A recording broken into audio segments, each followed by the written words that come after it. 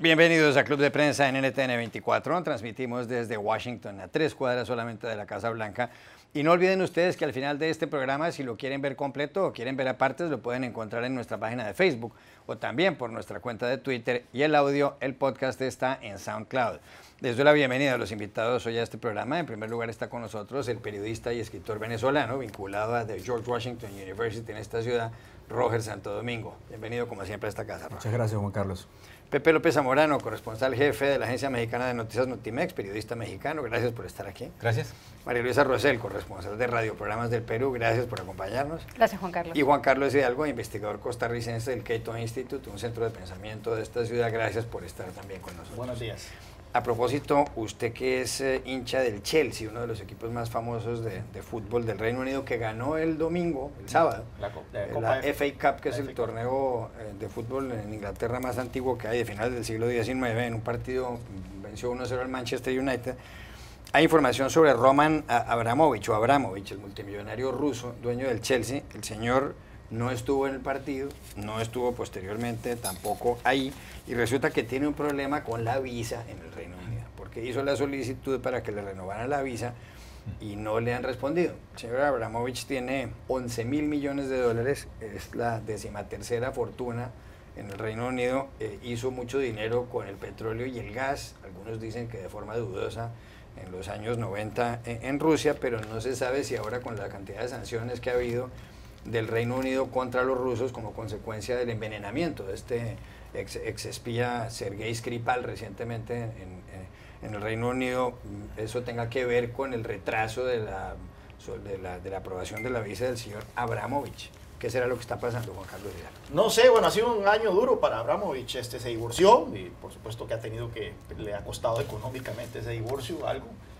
Chelsea no tuvo una buena temporada, aunque ganamos la FA Cup el domingo, no pudo estar ahí para celebrarlo y ahora este problema con la visa. Habrá que ver, aquí lo hemos mencionado con el tema de las sanciones, el problema con simplemente decir hay que ir tras las fortunas de los oligarcas rusos en Londres, es muy sencillo decirlo, pero muchos de estos oligarcas no tienen buena relación con el Kremlin, entonces pagarían justos por pecadores. Que tenga yo entendido, Abramovich no debería estar bajo sospecha.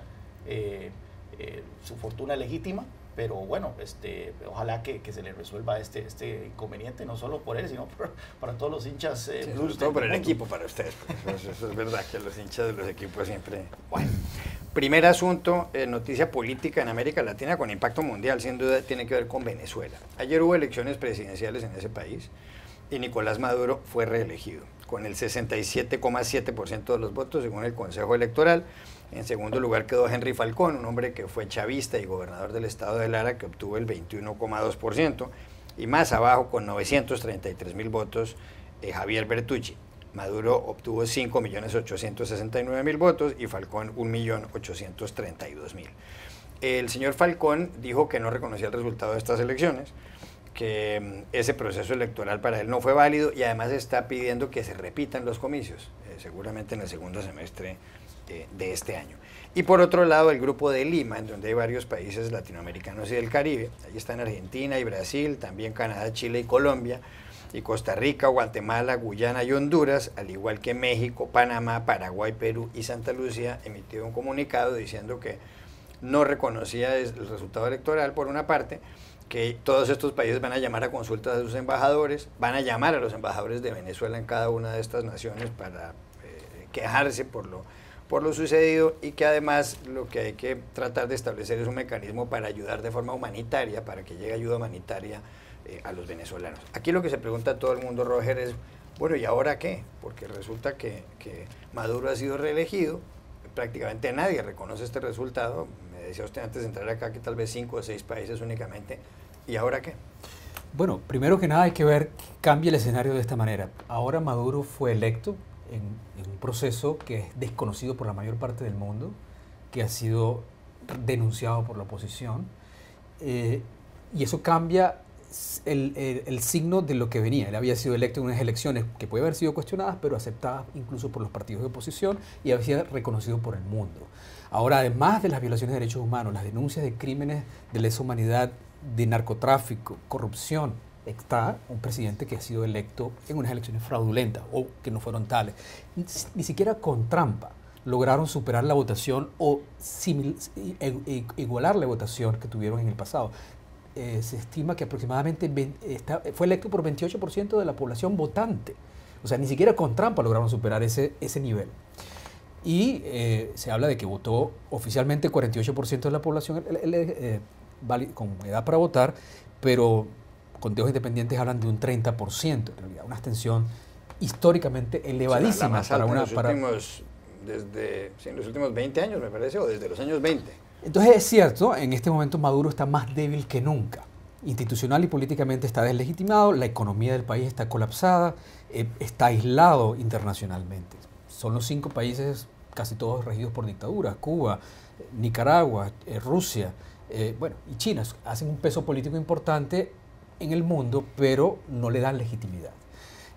Lo que estamos viendo es que hay un desafío para la oposición, porque ambos lados, tanto Falcón como, a pesar de todo el debate público en el cual unos a otros se denunciaban de traidores, o sea, la oposición abstencionista, decía Falcón, lo que hizo fue un pacto con el gobierno para legitimar la dictadura, y Falcón decía, ustedes no tienen un plan B, la abstención no hace nada, no logran realmente ni siquiera hacerle un daño mínimo al gobierno que sigue en el poder. Entonces, de alguna manera, ambos tenían elementos racionales para tomar la posición que tomaron. Ahora, Falcón denunció el proceso electoral habiendo ido, al final en el proceso dijo, no se cumplieron las garantías mínimas, tenemos más de 900 denuncias de fraude o de casos de fallas en el proceso electoral, no podemos reconocerlas. Ahora lo que queda es un llamado a repetir las elecciones, pero unidos. O sea, esta es una oportunidad para la oposición para unirse nuevamente, porque el gobierno no tiene, dentro de una cantidad de fracciones no hay posibilidades de recuperación institucional. Entonces, ahora, ¿puede o no aguantar el gobierno venezolano esta situación? Los venezolanos están en un estado de vivir al día, vivir de emergencia. Los que votaron coaccionados porque si no votaban no recibían comida, que dependía del gobierno, a través de una tarjeta que controla no solamente tu votación o tu derecho a votar, sino tu derecho a tener acceso a una caja de comida realmente precaria. O sea, hay una situación de debilidad absoluta del gobierno venezolano, de la dictadura de Maduro, que ¿cómo se va a resolver? Necesariamente tiene que haber negociación. ¿De qué tipo y con qué actores? Tenemos que ver. Y los del grupo de Lima, María Luisa, en donde está también su país, que es el Perú, pues dicen que van a presentar un nuevo proyecto de resolución ante la Organización de Estados Americanos, la OEA, a pocas cuadras de aquí, pero uno no sabe si eso va a servir, porque incluso ya está activada, y lo ha dicho el secretario general del organismo, Luis Almagro, lo que se llama la Carta Democrática, que es un mecanismo por el cual los demás países de la organización, que son 34 en total, pues pueden tomar algunas acciones para tratar de que algún país que se haya descarrilado de la ruta democrática pues pueda volver a ella. ¿Será que sirve para algo eso? Yo no sé, realmente no se sabe porque entramos en la etapa de mayor incertidumbre política en Venezuela. Es cierto que es el momento más débil del gobierno y del régimen de Maduro, pero también el de mayor incertidumbre por todos los factores que describía muy bien Roger. No se sabe cuál va a ser el rol que va a jugar las Fuerzas Armadas en las semanas y en los meses que viene, aunque es cierto que ha sido la elección con la mayor cantidad de abstencionismo o de abstención que se ha visto en los últimos años en elecciones en Venezuela. El hecho de que las Fuerzas Armadas todavía le den su apoyo al régimen de Maduro, muchas de ellas porque están vinculadas al narcotráfico, como se ha señalado aquí en los Estados Unidos, el hecho de que todavía el gobierno de Donald Trump no ha decidido si va a imponer mayores sanciones contra Venezuela. El viernes ya anunció sanciones contra Diosdado Cabello, la esposa de él y el hermano de él, a los que acusa de estar vinculados con dinero ilícito, que reciben dinero ilícito en Venezuela, producto de unos negocios en la Florida. Básicamente acusándolos de lavado de dinero, pero no hay ninguna presentación de cargos en contra de ellos y tampoco el gobierno de Trump ha tomado la decisión si va a tomar sanciones más drásticas, por ejemplo, para un embargo de petróleo venezolano, que sería realmente una decisión muy drástica y que algunos que la apoyan dicen que sería la medida más efectiva, pero otros señalan que sería una medida que probablemente colocaría a los venezolanos en una situación de mayor urgencia. Ya hay, ya hay 180.000 venezolanos que han salido en los primeros 3, 4 meses de este año, que es una cifra mucho mayor a los 200 y pico mil que salieron en todo el 2017. O sea, hay un número mayor de venezolanos saliendo a Colombia, a Brasil, al Perú, a los países en la región en Sudamérica. Y tampoco hay una estrategia multilateral coherente entre los países de América Latina para saber cómo se va a absorber ese contingente de refugiados venezolanos en una crisis humanitaria que no tiene precedentes, mientras Maduro se resiste a aceptar que haya un corredor de ayuda humanitaria para abrir caminos para medicinas, para alimentos y todo. Entonces yo creo que estamos en una etapa de incertidumbre muy grande y hasta que no sepamos cómo se van a manejar estas variables, la acción de las Fuerzas Armadas, la decisión del gobierno de Trump de imponer mayores sanciones o no, y la posibilidad de una salida negociada con Maduro que tampoco se sabe qué va a ocurrir, entramos en una caja de Pandora. Yo recuerdo unas declaraciones que hizo Juan Cruz, que es el jefe de América Latina, de los asuntos de América Latina en la Casa Blanca, en el Consejo de Seguridad de la Casa Blanca, señalando que era el momento en que las Fuerzas Armadas tomaran Fuerzas Armadas venezolanas tomaron una acción más drástica en contra de Maduro, pero al mismo tiempo reconocía que eso era poco probable y que lo más posible era una salida negociada, pero no sabemos en qué condiciones y quiénes serían los actores que estén jugando esa salida negociada. Así que estamos en una etapa un poco complicada. Y entre tanto, Pepe López Zamorano, sigue habiendo personas en la cárcel con la libertad completamente restringida, como Leopoldo López, uno de los líderes de la oposición, y el fin de semana pidió el diario The Washington Post que Estados Unidos y el resto del mundo hiciera más para tratar de resolver la crisis venezolana. Claro que cuando el periódico dice hacer más, no dice de qué se trata. Claro, bueno, sí, lo que mencionas es una realidad, ¿no? Yo creo que Maduro logró convertirse en un modelo de elecciones de opereta, ¿no? Es decir, cuando no hay condiciones mínimas de equidad, cuando tienes, como tú bien mencionas, a miembros de la oposición perseguidos, en el exilio, encarcelados, cuando no hay condiciones en las cuales se pueda presumir que hay elecciones libres, transparentes, evidentemente no podemos hablar de una elección legítima. Aquí hubo ventajismo, lo hicieron de una manera burda, ¿no? Todavía en México recordamos en otra época cuando se hablaba de conceptos como la urna embarazada y los tacos y los acarreos y los carruseles. Aquí vimos en la televisión, vimos que llegaban camionetas cargadas con las cajas de despensa precisamente donde estaban los centros de votación. Es decir, fue una coacción clara. Hubo grupos que andaban en motocicletas por los centros de votación, obviamente presionando a las personas. Desde un reporte en vivo de la televisión vimos, ¿no? Y por eso obviamente coincido con Roy en el sentido que las cifras de abstencionismo oficiales son absolutamente increíbles, ¿no? Había un centro de votación donde había 5,000 personas en el padrón electoral. Por las cámaras de televisión, había 3 soldados en la puerta, una señora que estaba platicando con los soldados, y hasta la tarde, antes de cerrar la elección, había 3% de cumplimiento de ese padrón electoral. Obviamente, la construcción de esta elección de Estado ventajosa, dispar, etcétera, no puede ser atribuida como un hecho realmente creíble. Ahora, las opciones son pocas y creo que todas son malas, ¿no? Cuando se habla, por ejemplo, del posible embargo petrolero, Venezuela desplazó desde el año pasado a México como tercer abastecedor de petróleo crudo a Estados Unidos. Con la problemática que hay es Canadá, México y Venezuela, ¿no? Sí. Entonces, cuando ves la problemática que hay a nivel geopolítico, yo veo muy complicado, por eso lo están pensando en Estados Unidos, que de repente dejen entrar esta cantidad tan importante de petróleo, ¿no? A los Estados Unidos. El tema de una posible intervención militar tampoco está en la mesa, sería una salida desastrosa. Las implicaciones humanitarias que tendría también apretar cualquier otro tipo de sanción. No hay salida fácil, por desgracia, para el tema venezolano. Y la simple repetición del proceso electoral en diciembre, como lo pide Henry Falcón, tampoco es una garantía, porque si no hay condiciones mínimas de equidad en este momento, difícilmente se ve un escenario en el cual Maduro permita que se construya realmente un escenario donde todos compitan en igualdad de circunstancias y con justicia. Y la inflación, el aumento de los precios para este año dicen que puede ser del 13,000%. Sí, ya es un episodio comprobado, confirmado de hiperinflación.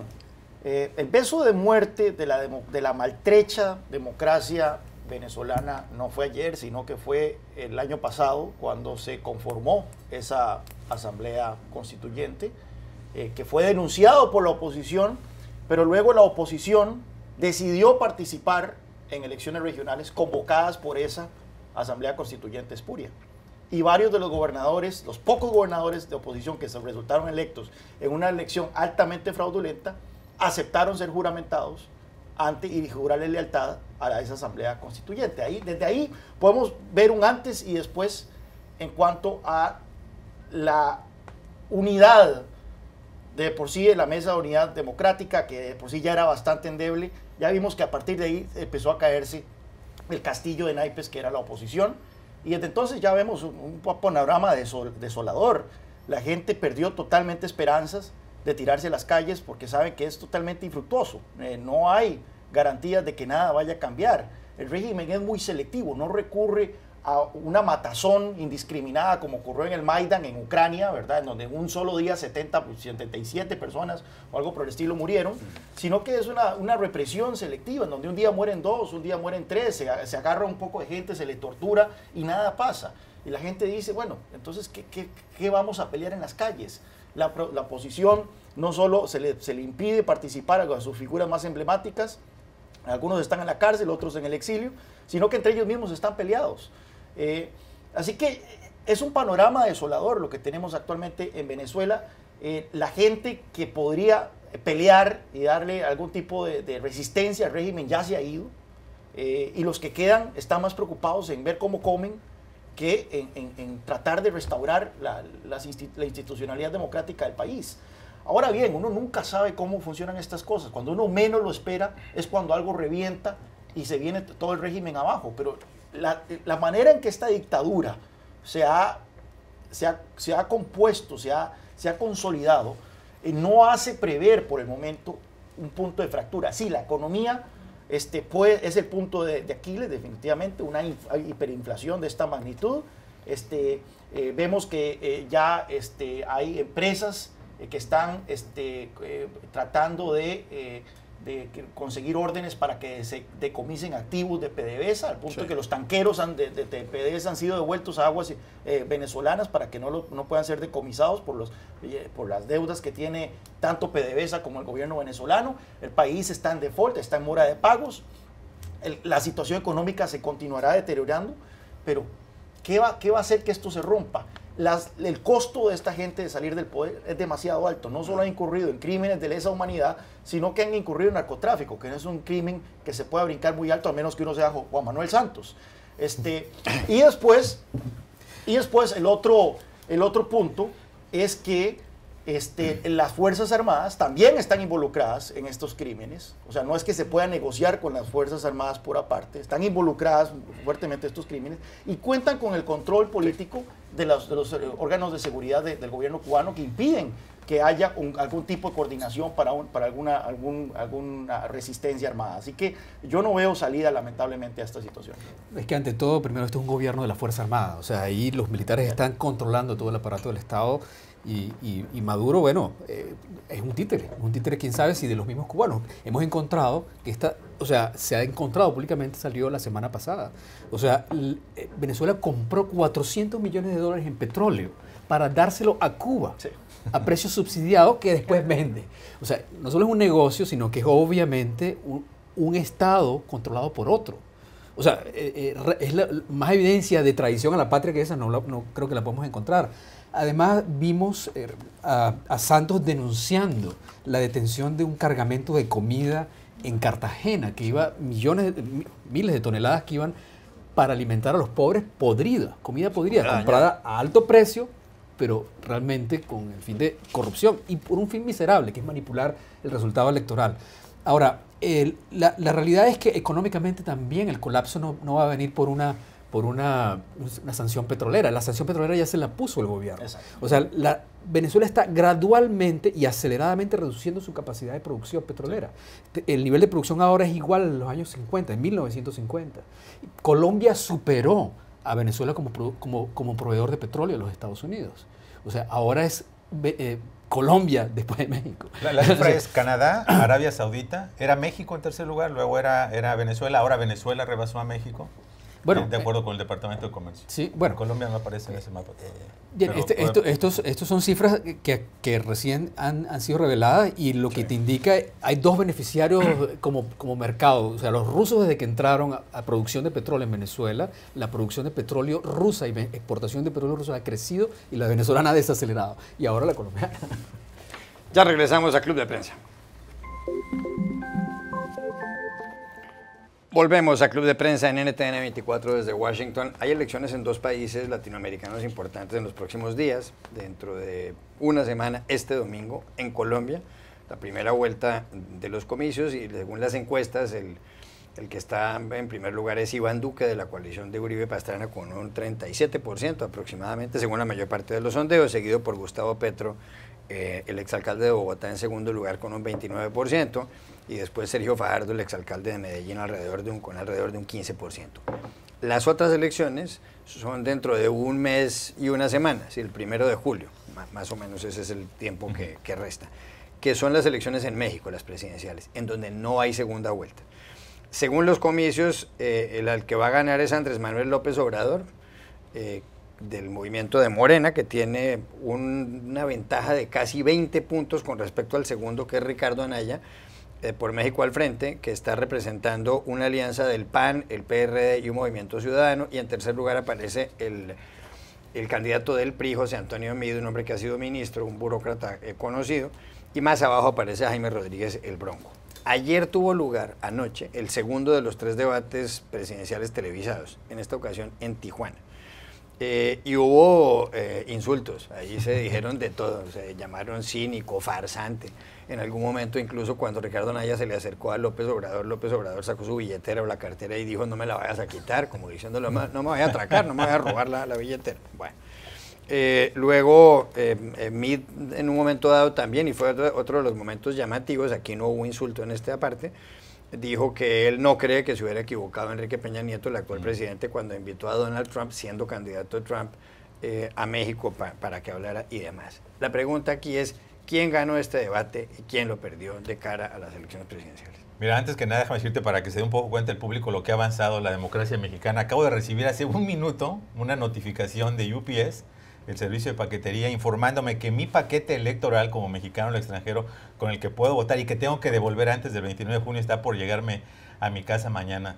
181,000 mexicanos. Pero les mandan un paquete. Me mandan un paquete desde México directamente. Caro a ustedes para que voten. Los colombianos, si nos toca ir a un consulado, pues hay como... La falta de democracia es más cara que este paquete, déjame decirte. Así que el hecho de que muchos mexicanos que viven en el extranjero, que sean 181,000, de los que ya están registrados y certificados, puedan participar, es histórico. Esto te demuestra un poco el nivel de interés que hay en estos comicios y lo que la gente cree que está realmente en juego.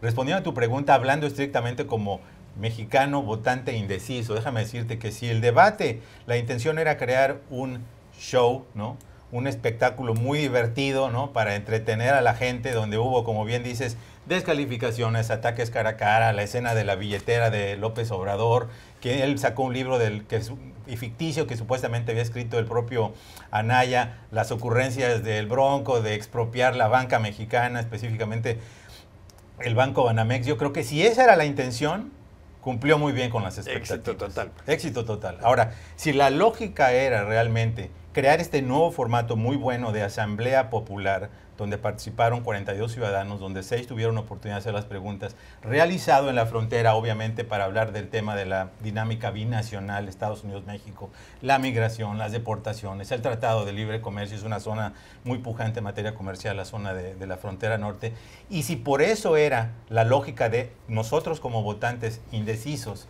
forjarnos una verdadera criterio de voto con base en la articulación de políticas públicas, no solo de propuestas, sino de cómo se van a ejecutar esas propuestas, cómo se van a implementar, por ejemplo, en el tema de la relación con Estados Unidos, cómo se va a lidiar con el gigante, el gorila en el cuarto, que era Donald Trump, cuál es el plan B en caso de que no se logren concretar las negociaciones del Tratado de Libre Comercio de América del Norte, cómo se va a ayudar a los 10 millones de mexicanos que están aquí en los Estados Unidos, la mitad de los cuales son indocumentados. Si la intención era que escucháramos respuestas a esas interrogantes, no las escuchamos. Fue un fracaso.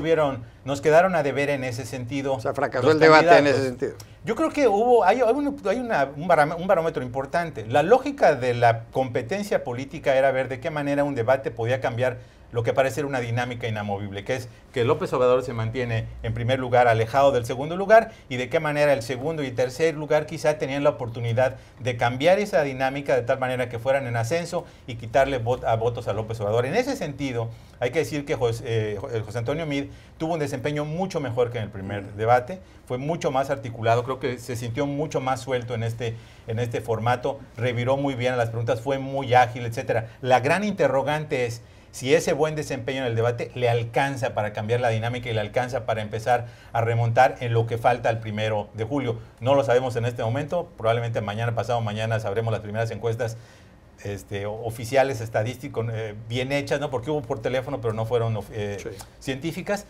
Y Ricardo Anaya, que todos sabemos es un buen esgrimista retórico, sin embargo creo yo que se le pasó de la mano al atacar demasiado a López Obrador, cuando en realidad no escuchamos muchas de sus propuestas. Y López Obrador, que realmente fue López Obrador. Es decir, escuchamos planteamientos muy sencillos, muy simples, planteamientos muy generales, no escuchamos nuevamente cómo va a lograr hacer las cosas, por ejemplo, en las relaciones con Estados Unidos y cómo iba a lidiar con Trump, simplemente dijo, pues le voy a pedir respeto, y cuando con honestidad. Con honestidad. Digo, la mejor política exterior es la interior. Es la interior, y cuando le preguntó, bueno, ¿cómo podemos medir precisamente cómo es un signo de respeto de Donald Trump? No lo pudo responder. Obviamente también nos quedó a deber con ese tipo de explicaciones. Y finalmente el Bronco, con estas ocurrencias, yo creo que las encuestas muestran claramente que no lo están tomando en serio. Cuando habla de expropiar un banco y la moderadora dice, a ver, aclárame, sí, pues lo expropiamos. O sea, como no se ve que hay un análisis, un proyecto de conducción de política soberana. Fue el que dijo que a los ladrones hay que amputarles una mano, ¿no? Fue que ya se lo había sugerido. Así que ahorita la gran interrogante es, ¿cambia o no de dinámica? Yo creo que en un par de días lo sabremos. Y amputación de miembros para, bueno, Juan Carlos Hidalgo. No, yo me acuerdo que yo vi varios debates hace 6 años y la tónica siempre ha sido la misma. Estos debates no dicen nada más que están las anécdotas, de las ocurrencias que de vez en cuando se dicen. Lo que sí es cierto es que por lo que puedo leer de la cobertura de este debate, se confirma algo muy peligroso, y es este carácter mesiánico de López Obrador. Él básicamente dice, todos los problemas de México se solucionan si se elimina la corrupción, y solo yo puedo eliminar la corrupción. Yo represento la honestidad y la transparencia, y si tan solo me ponen en el poder, todo lo demás va a poder repararse. O sea, ese es el mensaje muy similar al de Trump, con el que llegó Trump al poder. Solo yo, recordemos lo que dijo él en el discurso de la Convención Republicana, seamos honestos, solo yo puedo arreglar esto. Y es el discurso de todos los populistas mesiánicos que han pasado por América Latina y por otras partes del globo. Me llama la atención porque leyendo la cobertura de Bloomberg sobre esta elección, ellos señalan de que los mercados no han paniqueado, si se puede decir ese término, no han entrado en pánico aún por la perspectiva de que López Obrador sea presidente. Están más preocupados por la renegociación de NAFTA, que no está yendo bien, que por la posibilidad de que López Obrador llegue a la presidencia. No se sabe si esto tiene que ver con que el hecho de que tal vez esperan que de último minuto no va a quedar, sí, o tal vez creen que efectivamente López Obrador no representa la amenaza a la institucionalidad mexicana que años atrás se pensaba. Pero sin duda alguna lo que yo veo de estas declaraciones, de estas participaciones en los debates y de todo, es que López Obrador es muy peligroso, no tanto porque sea un Chávez que venga con un proyecto definido de cómo desmantelar las instituciones mexicanas de una manera progresiva, como se logró en Venezuela, sino precisamente por este mesianismo, estas ocurrencias en donde todo lo bueno, todo lo limpio, todo lo honesto lo represento yo, el resto son unos corruptos, y a partir de esa narrativa, a partir de ese relato, ya sabemos cómo se empiezan a desenvolver los eventos. María Luisa Rosel. Es una lástima que los candidatos no hayan aprovechado esta oportunidad para tocar, entre otros temas, además de los que se han mencionado ya, el tema de la impunidad, de la corrupción, de la falta de seguridad que hay en México, que son 3 de los principales motivos por los cuales los votantes quieren un cambio. Hay un gran anti-PRI, hay un gran rechazo a las políticas del presidente Peña Nieto, pero los candidatos no aprovechan eso. O sea, los candidatos podrían, los que están, López Obrador e incluso Anaya, podrían haber aprovechado ese momento para mostrar cuáles son sus ofertas en políticas públicas para hacerle frente a estos tres temas: corrupción, impunidad y la falta de seguridad. Y ninguno lo hizo realmente, se desperdició. Pero fue el tema del primer debate. Exacto. Este tema más bien está relacionado con temas fronterizos, por esa razón se hizo en Tijuana. Pero incluso en el primer debate se vio que había una falta de propuestas más concretas, y yo creo que eso demuestra también el avance un poco que tiene López Obrador en las encuestas, porque se muestra como el que lo puede hacer todo por sí mismo. Y hay que recordar las cifras solamente en impunidad. Hay desde el 2000 más de 100 periodistas asesinados. En el 2012 por lo menos unos 12 de ellos fueron asesinados, y en lo que va del 2018 más o menos 4 han sido asesinados periodistas mexicanos. Entonces, solamente hablando de las desapariciones y las matanzas a periodistas mexicanos que hacen un gran trabajo tratando de informar a los mexicanos de lo que ocurre en su país, poniendo en riesgo su propia vida, sin hablar de las desapariciones forzadas, de los asesinatos de estudiantes, etcétera, etcétera. Es una lástima que, como repito, no se hayan planteado propuestas más concretas frente a estos temas que sí son realmente preocupantes para los votantes mexicanos. Roger. Solo agregaría, primero, estoy de acuerdo con lo que dijo José, que hay una importante inversión de la institución mexicana en la democracia, y que eso vale mucho más tener el costo de eso, no es nada comparado a no tener la democracia, pero este debate demostró exactamente lo contrario, porque lo que hace perder la democracia es la pérdida de civilidad. La democracia es lo contrario de esa premisa maquiavélica de que el fin justifica los medios, los medios justifican los fines. Y en el caso de la democracia, cuando se pierde el respeto, empieza a perderse la institución y los medios. O sea, esto es lo que está ocurriendo con populismos, no solo en México, sino acá en Estados Unidos. Los medios y los fines. A propósito de eso, un paréntesis, había un escritor colombiano, Rafael Humberto Moreno Durán, que bromeaba muchísimo con esa frase, y él tenía una frase muy divertida. Él decía lo siguiente: la frase "el fin justifica los medios" no tiene principios. Y es cierto. Ya regresamos a Club de Prensa. Volvemos a Club de Prensa en NTN 24 desde Washington. María Luisa, hay noticias del presidente de Estados Unidos, Donald Trump, que además en algunos segundos parece que va a acompañar a Gina Haspel como nueva directora de la CIA, una mujer que estuvo al frente de unas torturas en Tailandia en el año 2002 después de los atentados contra las Torres Gemelas, pero que ahora finalmente ha sido confirmada, pues su nombramiento ha sido confirmado por el Senado estadounidense. Bueno, eso por una parte. Por otra, el presidente de Estados Unidos dijo ayer en su cuenta de Twitter que le va a solicitar hoy al Departamento de Justicia, al Ministerio de Justicia, que investiguen si el FBI o incluso algunos funcionarios del propio Departamento de Justicia infiltraron la campaña presidencial de Donald Trump para tratar de establecer si había ahí nexos entre esa campaña y Rusia. Todo ello con base en motivos políticos. Es decir, si esa infiltración se produjo por una motivación política, y además el señor Trump agregó si esto tuvo que ver con órdenes que recibieron algunos presuntos infiltrados del FBI en tiempos en que el presidente estadounidense era el señor Barack Obama. ¿Esto a dónde va a ir a parar? Porque ya el Departamento de Justicia lo que hizo fue poner en manos del inspector general, un funcionario dentro del ministerio, todo es una cuestión muy burocrática, esta supuesta investigación. ¿Esto a dónde irá a parar? ¿Qué estará buscando Trump con todo esto? Y sobre todo cuando dijo el fin de semana el señor Rudolph Giuliani, ex alcalde de Nueva York y ex fiscal que fue y miembro del equipo de abogados de Trump, que tiene datos según los cuales Robert Mueller, el fiscal especial que está investigando esos nexos entre la trama rusa y la campaña de Trump, va a dar por terminada su investigación en lo que tiene que ver con la supuesta obstrucción a la justicia el próximo 1 de septiembre. Con la idea de que no pueda influir esa investigación en la campaña de las elecciones legislativas de Estados Unidos de noviembre. Es ya todo un enredo de una magnitud que tarda uno como 3 minutos explicando. En explicarlo, y a medida que pasan las semanas vamos a tardar más todavía en hacer la introducción. Yo creo que es muy complejo, y yo creo que es una táctica que tiene tanto el presidente de Estados Unidos como uno de sus principales abogados, como es Rudolph Giuliani, de amedrentar, de deslegitimar la investigación que está haciendo el fiscal especial Robert Mueller y de causar presión, obviamente, en las investigaciones. No es la primera vez que el presidente Trump ha dicho que la administración de Barack Obama estaba tratando de infiltrar a su campaña y que estaban haciéndole un seguimiento. Lo dijo cuando era candidato, lo dijo cuando se convirtió en presidente y ahora lo vuelve a decir.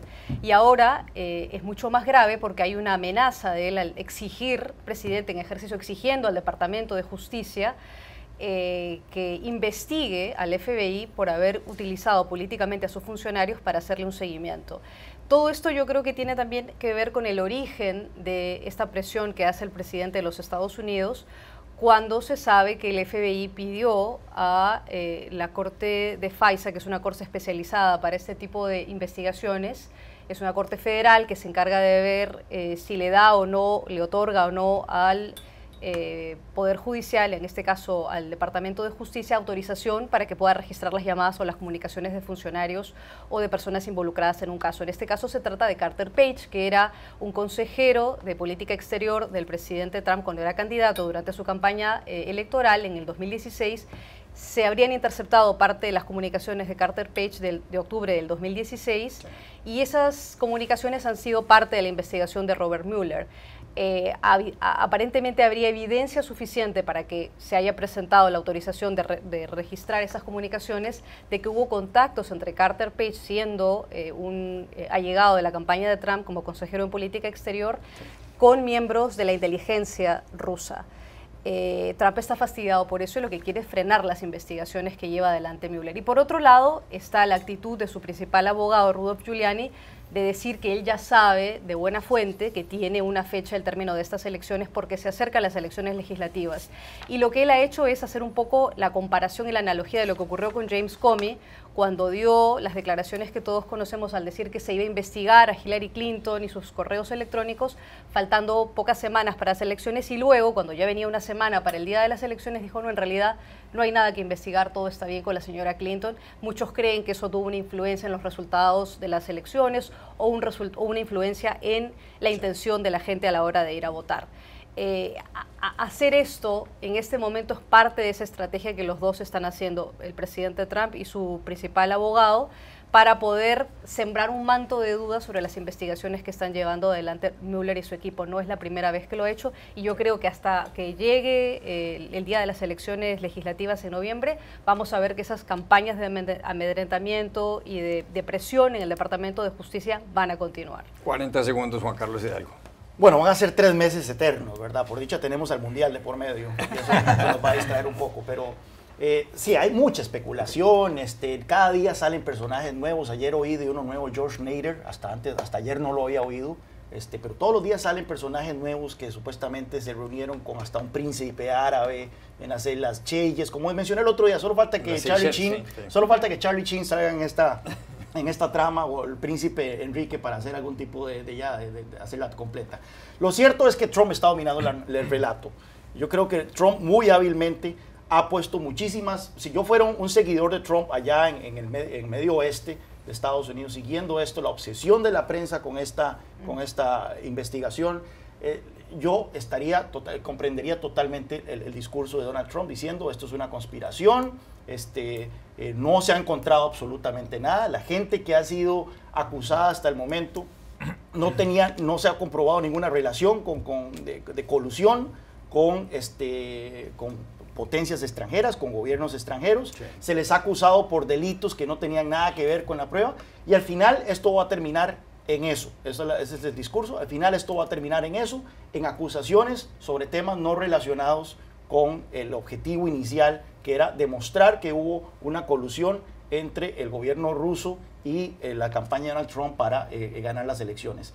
Veremos si el 2 de septiembre eso se comprueba, o si tenemos en verdad un resultado más concreto de esta investigación. 40 segundos, Roger. Sí, bueno, es que puede que termine, como decía, la investigación sobre la colusión, pero no sobre la injerencia rusa en las elecciones del 2016. Y ahora la participación de otros actores internacionales en relación con el hijo, eso me llama el nuero, sí, de Kushner, conspirando para obtener financiamiento internacional para la campaña. El yerno. El yerno, sí, perdón, no el nuevo. Pues, lo complica. No era lo que yo quería. O sea, realmente yo creo que no está tan claro. Ciertamente el mensaje de Trump es más sencillo de entender que toda la complicación de la trama, porque dice conspiración, trampa, no entienden y están tratando de manchar el prestigio de mi presidencia. Pero hay una elección que va a venir donde probablemente la mayoría de la casa la pierdan los republicanos. Es una probabilidad que las tendencias parecen indicar, y eso va a cambiar el panorama y la situación de la presidencia americana. Pepe, 40 segundos. Sí, bueno, primero que nada, las palabras de Rudolf Giuliani son una divisa muy devaluada, ¿no? Si ir al banco con esa fecha, el 1 de septiembre, yo no te confiaría mucho mi dinero, mi querido Juan Carlos. No creo, realmente, él está para una estrategia de control de daños. Lo que sí es cierto, y esa es una realidad, es que Trump ha triunfado en evitar que se vea el gran bosque, el gran tema de la conspiración, la injerencia de un gobierno extranjero, o probablemente más de uno en el proceso electoral, para que estemos hablando de estas ramas torcidas, de la falta de credibilidad de las instituciones policíacas, etcétera, y en ese sentido ha tenido éxito. No creo que eso lo salve finalmente. La investigación del fiscal especial va a durar lo que tenga que durar. La de Ken Starr duró 4 años, ya vimos en qué terminó. Sí. Y si encuentran un crimen que se cometió o una falta que se cometió por encima de lo que era el mandato original de ese fiscal, no importa, porque ya determinó la ley que también es porcentaje. Así que yo creo que no hemos visto el último capítulo de esta película. Ya regresamos a Club de Prensa. Volvemos a Club de Prensa en NTN 24 desde Washington. María Luisa, últimos 3 minutos de programa. El sábado, a mediodía, en el Reino Unido, se casaron en la iglesia de St. George, en el castillo de Windsor, a 40 kilómetros de Londres, el príncipe Harry de Inglaterra, de 33 años, segundo hijo del príncipe Carlos y de Lady Di, y el hijo menor, por una parte, y por otra parte Meghan Markle, actriz estadounidense, o exactriz ya, de 36 años, y además birracial, como dicen ahora la madre de ella, es una mujer afroamericana. Para la entrada de la iglesia tuvo que llevar a la novia el príncipe Carlos, porque el padre de Meghan Markle, Thomas Markle, vive en Rosarito, en México, y por un problema de corazón y algunos otros líos, pues no pudo estar presente. Hubo mucha gente conocida dentro de los invitados: David Beckham y su esposa Victoria, Elton John, el cantante, George Clooney y su esposa Amal. Pero llamó la atención en la ceremonia, en donde estaban también la reina Isabel de Inglaterra, con 92 años, y el esposo de ella, el príncipe Felipe de Edimburgo, con 96. Hubo cosas novedosas. Por ejemplo, uno de los sermones lo pronunció el reverendo Michael Curry, obispo de la iglesia evangélica estadounidense, donde se refirió a la esclavitud afroamericana. Uno de los, un violonchelista que tocó una pieza afroamericano también, y además se oyó la famosísima canción Stand By Me con un coro de afroamericanos allí. En los grandes periódicos estadounidenses dicen que llegó la influencia, se dejó sentir la influencia afroamericana, y sobre todo lo de la esclavitud en esta boda en donde estaba la realeza y la nobleza británica. ¿Es así el asunto? Sí, yo creo que rompió un poco con esa rectitud y esa solemnidad que tienen las bodas reales para ver un poco una boda distinta. Ella además no pronunció lo mismo, que una actitud muy parecida a la que tuvo la princesa Diana cuando se casó con el príncipe Carlos. Ella no pronunció sí, te obedeceré, siguiendo un poco el mismo estilo de la madre de su actual esposo. Así es. Y además yo creo que también, aparte de los estilos que contrastan mucho, se ha hablado que el vestido era muy simple, muy sobrio, al mismo tiempo muy elegante. Muy bonito de verse. Y al margen de todo eso, que es un poco la parte de las formas, yo creo que sí es muy simbólico que esta estadounidense, descendiente de afroamericanos, una joven birracial, sí, se case, una plebeya, se case con este monarca británico, rompiendo un poco los esquemas de la monarquía europea y de la monarquía británica, que está un poco acostumbrado a otro tipo de bodas y acostumbrado a otro tipo de matrimonios. Yo creo que era una boda real, sin duda, pero que tiene mucho simbolismo para las estadounidenses y los estadounidenses que se ven reflejados ahí, y su cultura se ve reflejada en una boda de este tipo. El príncipe Harry es el sexto en la línea de sucesión al trono británico. Juan Carlos Hidalgo, 10 segundos. Bueno, yo había leído por ahí un análisis de que si tienen un hijo, ese hijo sería la primera persona elegible para poder ser rey de Inglaterra, en caso de que hubiera una catástrofe y todos los que están antes en la línea de sucesión murieran, y presidente de Estados Unidos también al mismo tiempo. Claro. Pepe López Zamorano, 10 segundos. No había pensado en eso. Mira, habló Juan Carlos del mesianismo. Yo todavía no entiendo la fascinación del mundo con las monarquías, pero me da gusto que la presencia de Meghan Markle, por su trayectoria personal, por su background, ¿no?, antecedentes, le dé una bocanada de oxígeno realmente a la monarquía, que se veía demasiado blanca hasta este momento. Sí. 10 segundos más, Roger. Nos hacía falta un cuento de hadas para terminar un fin de semana terrible, y sorprendente que una monarquía, una boda en una monarquía, trajo más sorpresas que una elección en una democracia como fue venezolana. O sea, realmente vimos el futuro de la diversidad, de la apertura en una nación como Reino Unido. Puede ser una señal para el mundo también hacia el futuro. Gracias a los 4. A ustedes los espero mañana en Club de Prensa.